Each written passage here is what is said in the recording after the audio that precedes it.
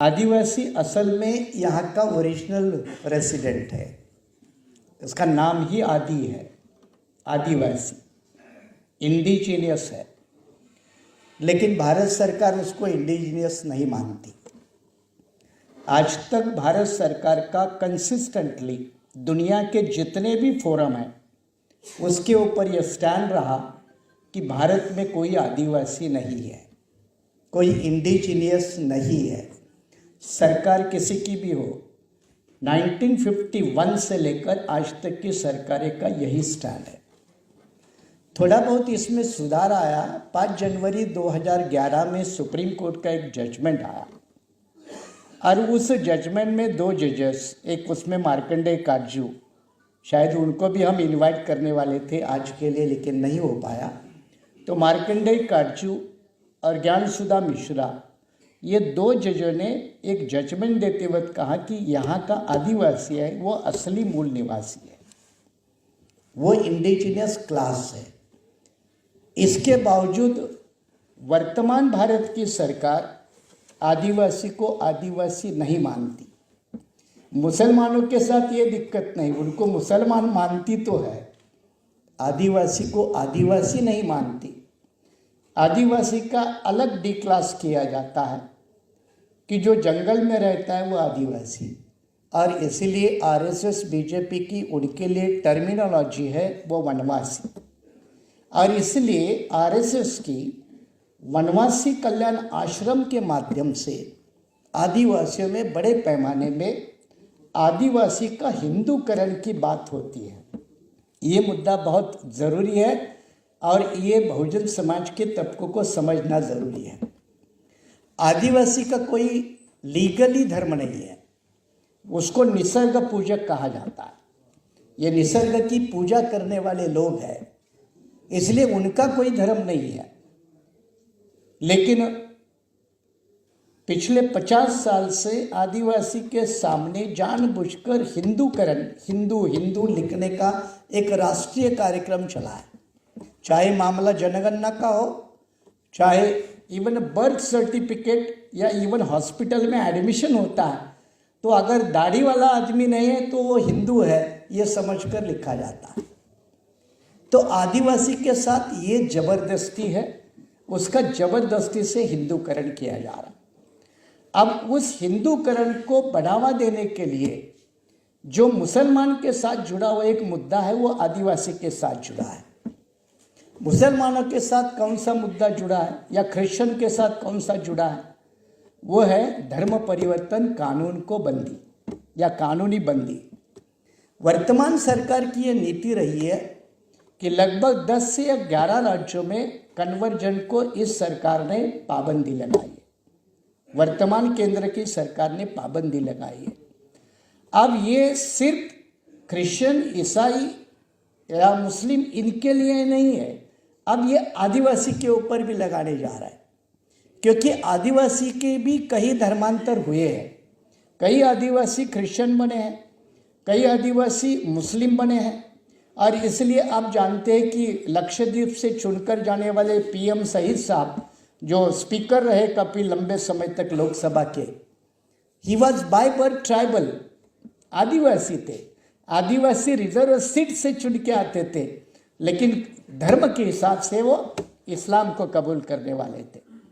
अब वर्तमान सरकार की ये नीति है कि अगर कोई आदिवासी इस्लाम, ईसाई या और कोई रिलीजन अपनाएगा तो वो आदिवासी नहीं रहेगा। ये बहुत बड़ा गंभीर और चैलेंजेबल इशू है।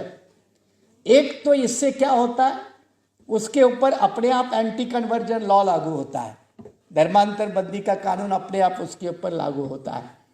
दूसरी बात, उसको हिंदूकरण के फोल्ड में रखना ताकि वो बाहर ना जा सके। और तीसरी बात, ये बड़ी गंभीर वाली बात है कि आज जो देश की आदिवासी जनसंख्या है वो 8.6 है, 2011 के सेंसस के मुताबिक 8.6, और आदिवासी बाहुल पूरे देश के लगभग 8 या 9 स्टेट्स है। नॉर्थ ईस्टर्न का आदिवासी अलग है और राजस्थान, महाराष्ट्र, गुजरात, ये बॉर्डर का आदिवासी अलग है। और इसीलिए इन आदिवासी का बिखराव करने के लिए बीजेपी क्या करने जा रही है? बीजेपी आदिवासी के लिए डीलिस्टिंग पॉलिसी लाने वाली है। डीलिस्टिंग, हालांकि अभी तक ये पॉलिसी नहीं आई है, लेकिन वो बीजेपी का एजेंडा है। जैसे ओबीसी के 2 टुकड़े हो चुके हैं सैनी साहब, ओबीसी के मंडल कमीशन के जजमेंट के माध्यम से 2 टुकड़े हो चुके हैं, एक फॉरवर्ड ओबीसी और एक बैकवर्ड ओबीसी। अब ओबीसी के और 4 टुकड़े करने हैं केंद्र सरकार को, इसलिए रोहिणी कमीशन है। तो आदिवासी के और टुकड़े हो जाएंगे। शेड्यूल कास्ट और शेड्यूल ट्राइब ये इकट्ठा आ रहा था संवैधानिक अधिकार या आरक्षण की हिफाजत करने के लिए, उसको अब फिर बाइफरकेट करने में सरकार लगी है। इसलिए क्लासिफिकेशन और सब क्लासिफिकेशन का मामला आया, जो सुप्रीम कोर्ट ने 1996 में चिन्नया नाम के जजमेंट में नकार दिया था। अब उसको सुप्रीम कोर्ट ने अभी अगस्त 2024 में उसको रेटिफाई किया, क्योंकि वो केंद्र सरकार की पॉलिसी है, वर्तमान बीजेपी सरकार की वो पॉलिसी है। तो ओबीसी के भी टुकड़े होंगे, एससी के भी टुकड़े होंगे, एसटी के भी टुकड़े होंगे। तो हम जो इकट्ठा बनने में लगे हैं देश भर में, उसको तोड़ने में सरकार लगी है। ये बड़े मुद्दे को समझने की जरूरत है। और इस दिशा में ये आदिवासी को तोड़ने का काम डीलिस्टिंग के माध्यम से होगा। और डीलिस्टिंग का मतलब है, अगर आज 8.6% पॉपुलेशन ट्राइबल की है, तो अगर डीलिस्टिंग पॉलिसी आ गई तो 4% आदिवासी बचेगा। 4% आदिवासी बचेगा। तो हमारे वेलाराम साहब ने जो पेसा कानून का जिक्र किया, पेसा कानून ये Panchayat extension to scheduled areas act, ऐसा उसका पूरा नाम है, इसलिए उसका शॉर्ट फॉर्म है पेसा, PESA। ये पेसा कानून की विशेषता ये है कि ये आदिवासी कम्युनिटी का एक अधिकारों का चार्टर है, स्वयं शासन बोलते हैं। वहाँ के नेचुरल रिसोर्सेज को यूज करने के लिए वहाँ की लोकल बॉडी, यानी ये ग्राम सभा, जैसे ग्राम पंचायत बोलते हैं वैसे ग्राम सभा, इनके विशेष अधिकार है।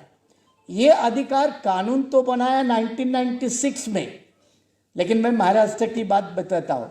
कानून बनाया 1996 में, और कानून के अंदर वो कानून इंप्लीमेंट करने के लिए रूल लाए 2014 में। कितने साल गए? तो एक तरफ भारतीय संविधान ने जो 5वीं और 6ठी सूची दी है, उसका पालन आज तक किसी भी प्रदेश और किसी भी देश के सरकार ने नहीं किया। यह आदिवासी के साथ बड़ा धोखा। मैं इस पॉइंट को ऐसे कंक्लूड कर रहा हूँ कि ये डीलिस्टिंग के पॉलिसी के माध्यम से आदिवासी की जनसंख्या कम होगी, आदिवासी का बजट कम होगा, आदिवासी का वर्तमान रिजर्व पॉलिटिकल सीट्स कम होंगे, और आदिवासी की टोटल इस देश में हिस्सेदारी भी अपने आप कम हो जाएगी। जल, जमीन और जंगल, ये जो 3 बातों के ऊपर आदिवासी इस देश का खड़ा है, ये जल, जमीन और जंगल कारपोरेट क्लास के हाथ में बेचने का गवर्नमेंट का प्लान है।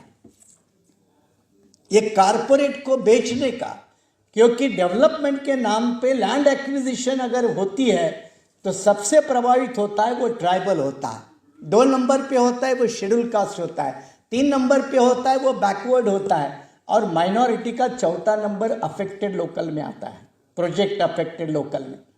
और अभी जमीन बची है वो जंगलों में, जमीन बची है पहाड़ों में, और वहाँ ट्राइबल का बसेरा है। तो वहाँ से ट्राइबल डिस्प्लेसमेंट भी हो जाएगा, शहरों की तरफ मजबूर जाने के लिए होगा, और शहरों के गंदे नाले गटर के किनारे में झोपड़ों में रहने के लिए मजबूर होना पड़ेगा। ये डिस्प्लेसमेंट ऑफ द ट्राइबल, ये भी एक सबसे बड़ा इशू है।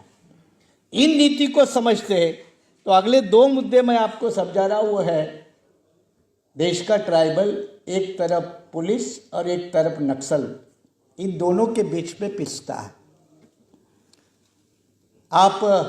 मैं महाराष्ट्र से आता हूँ, गढ़चिरोली जिला आप जानते हैं, very famous for Naxal activity and tribal dominance.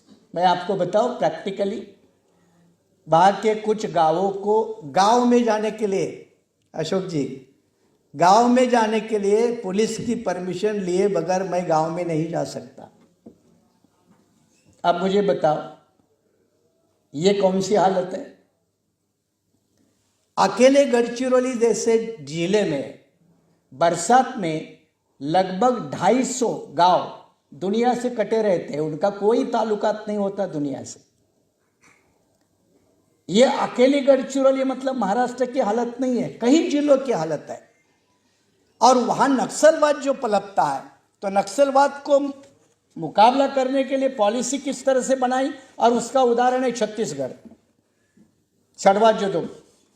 सलवा जुडुम का मॉडल मालूम है। सलवा जुडुम में भी अनट्रेन अनस्किल्ड यंग 15-20 साल के लड़कों को पुलिस में भर्ती किया जाना और उसको नक्सल के सामने खड़ा कर देना। ये क्या है? ये कौन सी बर्बरता है? मामला सुप्रीम कोर्ट तक गया, सुप्रीम कोर्ट ने डायरेक्शन दिए, लेकिन मैं आपको बता रहा हूं क्योंकि मैं लॉ का प्रोफेसर भी रहा हूं, एडवोकेट भी हूं, एक भी डायरेक्शन सुप्रीम कोर्ट का फॉलो नहीं हुआ। तो ये आदिवासी के साथ जो बर्बरता है उसका लिमिट नहीं है। मुसलमानों के साथ चलो ये धर्म का मामला है, मजहब का मामला है, मान सम्मान की लड़ाई है, लेकिन आदिवासी के लिए यह अस्तित्व की लड़ाई है। मान सम्मान तो अगली स्टेज है, वो बचेगा तो मान सम्मान। इसलिए आदिवासी बिल्कुल एक्सटिंक्शन, खत्म होने के रोड पे खड़ा है। और आदिवासी का मुद्दा ना दलित आंदोलन में प्रोमिनेंटली उठकर खड़ा होता है, ना ओबीसी आंदोलन में उठकर खड़ा होता है, ना मुस्लिम या माइनॉरिटी आंदोलन में खड़ा होता है। और हमारी ये सबकी तरफ से कोशिश होनी चाहिए कि पिटे पिटाई तो शरीफ सभी है, कोई 50 साल से पीटा है, कोई 500 साल से पीटा है, कोई 5000 साल वाला पीटने का रिकॉर्ड बनाने वाला है। तो ये सारे पीटने वाले जब एक इकट्ठे होंगे तो जो पीटता है उसकी साले की जमकर पिटाई करेंगे।